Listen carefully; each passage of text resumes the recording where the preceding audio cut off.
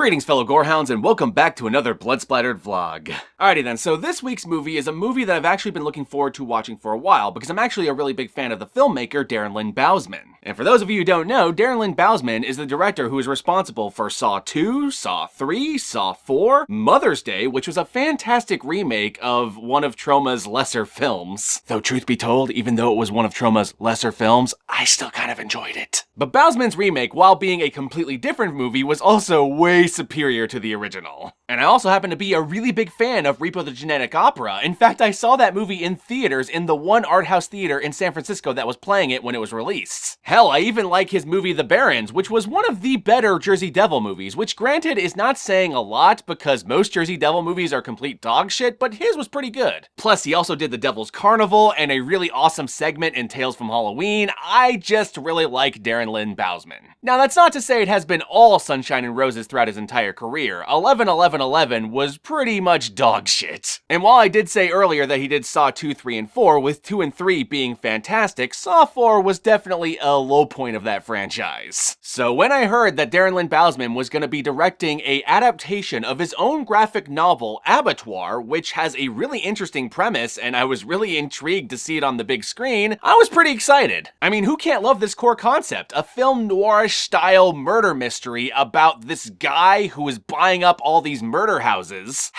or buildings in which murders took place, and then gutting the rooms in which the murders happened, and then reselling the houses and buildings back on the market, but with those rooms removed from the building entirely. So you're like, yeah, that is a very interesting mystery. What is he doing with all these rooms? To what purpose? Is it some sort of cult thing? Is it some sort of like ritual thing? Is he just trying to build the world's most fucked up haunted house? What's going on? So yeah, between what I've seen of the comic, and granted I haven't actually read it, and between the trailer and between Darren Lynn Bousman's involvement, I was totally on board with this movie. But unfortunately, I suppose it's time for me to talk about how I actually felt having now seen the movie, and I really did not like Abattoir.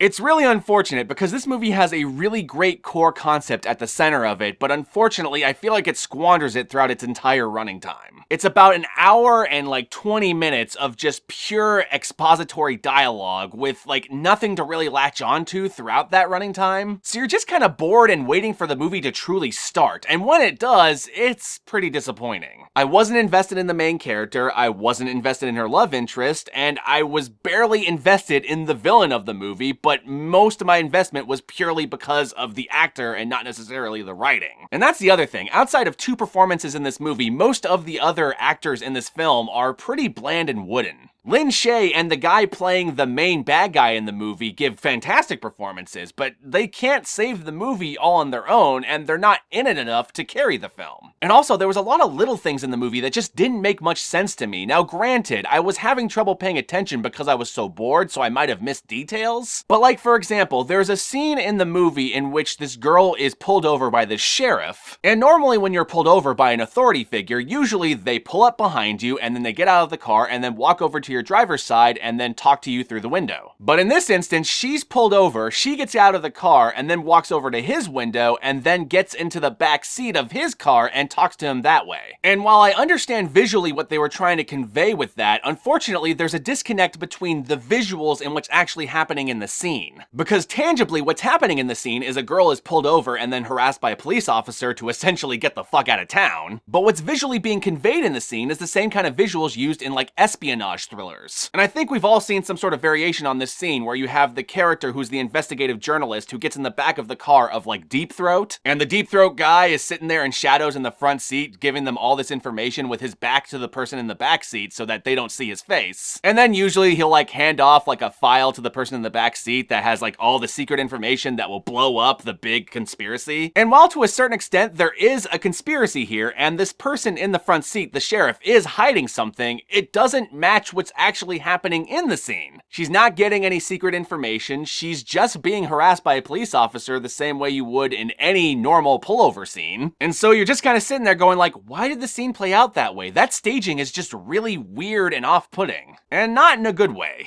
So yeah, stuff like that happens throughout the whole movie, and while, like, in a normal movie, if just one thing like that happened, it would be a nitpick to complain about, but so many of them happen throughout this film that it just kind of weighs the whole film down. And like I said, even outside of that, I wasn't completely invested in the movie as it was, so it was just one more problem to add to the pile that this movie has. But I don't want to completely shit on this movie entirely, because there are things of value within this film. Like I said earlier, Shaye gives a really fantastic performance in the movie, and the set designer for this film did a fucking bang-up job in the final act creating the final set piece. Or rather, the set in which the final set piece takes place. Now, the CGI effects that take place over the set is not as beautiful. In fact, it's really shitty CGI and really pulls you out of the movie right quick. But even still, the set designer absolutely deserves all the praise for their work on this film. There were a couple times where I was really upset with the editor though, because we would have like a shot of like the main actress emoting, and then we would cut to like another shot, like a jump cut to it. And Darren Lynn Bousman has used this kind of editing in the past. He used it on the Saw films, and he used it on Repo, and it worked really well there. But because I was already having trouble being invested in this main actress, like every time it would cut mid one of her performances, it would pull me right out of the moment and just make me sit there and go like, God damn it, you had a decent performance there, why did you cut around it? And so even though I said earlier that a lot of these performances are wooden, it's hard to tell how much of those wooden performances would have been improved had they not been edited to shit. Anyway, my fellow gorehounds, I am getting eerily close to talking about spoilers now, so we might as well just move on to the spoilers, but before we do, Abattoir is currently available on Netflix streaming in America. I can't speak to other countries, so just check to see if it is in your local country. But even if it's not available in your country, know that I honestly don't recommend watching it because it's just not that good, and you might be as frustrated as I was by the end of it. And with that all said, my fellow gorehounds, let us move on to the spoilers. Alright, so one more disclaimer before we dive right into the spoilers. I had a hard time paying attention to all the details in this film because I was so fucking bored. So if I get any of the details wrong, I apologize in advance, and feel free to correct me in the comment section below because there's probably a lot I got wrong. Anyway, this movie follows an investigative journalist, specifically an investigative journalist who deals with real estate. And it turns out this investigative journalist, who is not only our main character, but also our final girl in the story, she has a sister. And her sister has a son with a very severe medical condition. And the fact that her sister's son has a very severe medical condition seems like a very important plot point at the beginning of the movie, but it's dropped about halfway through and really has nothing to do with anything, it's just there for no reason. But anyway, one day a mysterious psychopath sneaks into the house, kills the son, kills the sister, and kills the sister's husband, and then calls the investigative journalist and tells her, I just killed your sister, I'm sorry. So the investigative journalist and her best friend slash love interest slash cop run over to the house, and they find the killer there, and the cop arrests him. So she goes upstairs and looks into the room where the massacre of her family happened, and we see quick flashes of what might have happened in there, but it kind of looks like it was only one body. Maybe it was a budgetary thing, but I kind of wish we actually got to see the slaughter in the room. Like, I feel like that would have been way more effective than just the quick flashes, which were admittedly really annoying. Once again, another example of the editing of the movie, I feel like getting in the way of the movie itself. So then we cut to the sister's funeral, and it's not quite clear if this is like weeks later, or days later, or months later. I'm gonna assume months because of what happens next. Because after the funeral, the investigative journalist and the cop go back to the house to essentially clean things up. But when they get there, they find that the room that her sister and her family was murdered in completely was gutted from the house. And also, the real estate broker also sold the house to someone, which just feels really weird to me. And the reason why it felt weird to me is it felt like it was weird that they could sell and remove a crime scene from an ongoing investigation while the trial is currently happening. I'm not entirely sure if that's legally possible, but if it is, feel free to correct me in the comment section if you're more knowledgeable than I am. So anyway, the girl starts investigating the guy that bought the house and gutted the room out of it, and finds out that he's been doing this to a ton of houses and buildings. He gutted a kitchen out of an apartment in which a man murdered his wife. He gutted an elevator out of a building in which a guy was squished by the elevator while repairing it. And he gutted a dining room in which a woman killed herself by hanging herself from a chandelier. So it starts to look like this mysterious, creepy guy is collecting tragedies of all things. But then things start to fall together when she finds out that the guy buying up all these houses, his name is Jebediah Crone, and he lives in this one rural town. And it turns out everyone that died or was murdered and he bought the house for and gutted the room from all came from this town, including her and her sister. But she didn't know about this town beforehand because she was adopted.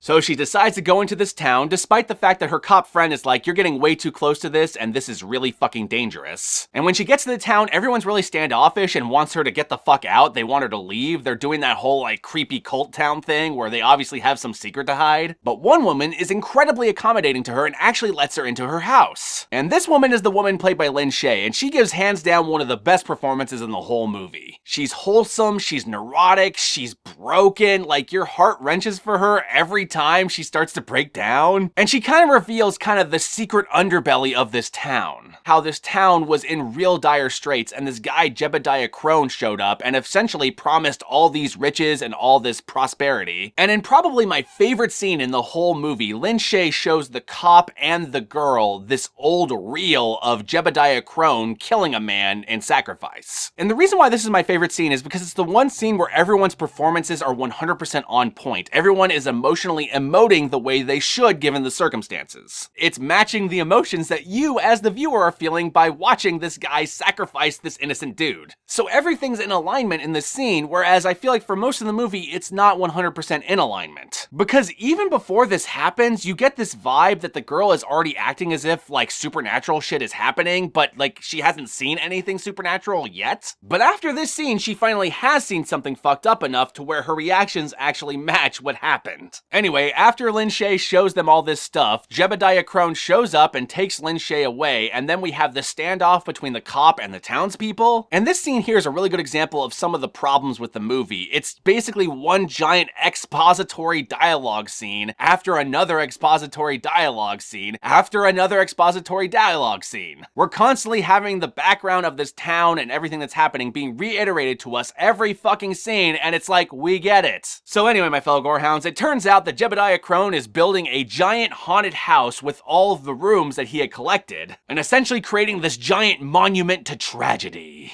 And he is doing this because he is trying to open a gateway to hell so that he can be reunited with his daughter and his wife. And it turns out with the main character, he has a very special plan for her to be his final tragedy that opens the door. So everything that's happened in this movie so far has essentially been one giant ruse to get her into the town and into the haunted house so that she could die. Now, as for whether or not she's actually sacrificed, whether or not she makes it out alive, whether or not the cop lives, whether or not Jebediah Crone lives, whether or not Jebediah Crone goes back to hell, I'm gonna leave that to you to find out for yourself. What I'm more interested in right now is if she was part of this plan, if she was supposed to come back and be sacrificed for Jebediah Crone, if they're all in on this, if they all know the ultimate plan, if they're all trying to help Crone achieve his goals, then why would they ask her to leave? You'd think this would be an instance in which you'd want to be more like the movie Get Out, in which they're like overly accommodating. But yeah, I feel kind of bad how much I've been shitting on this movie because even with all that said, at the end of the movie, like when you actually see the giant haunted house that Crone has built, it is beautiful. It's an architecturally designed masterpiece. It's like walking through the Haunted Mansion on steroids. Hell, in an amusement park ride, the shitty CGI probably would have come across better.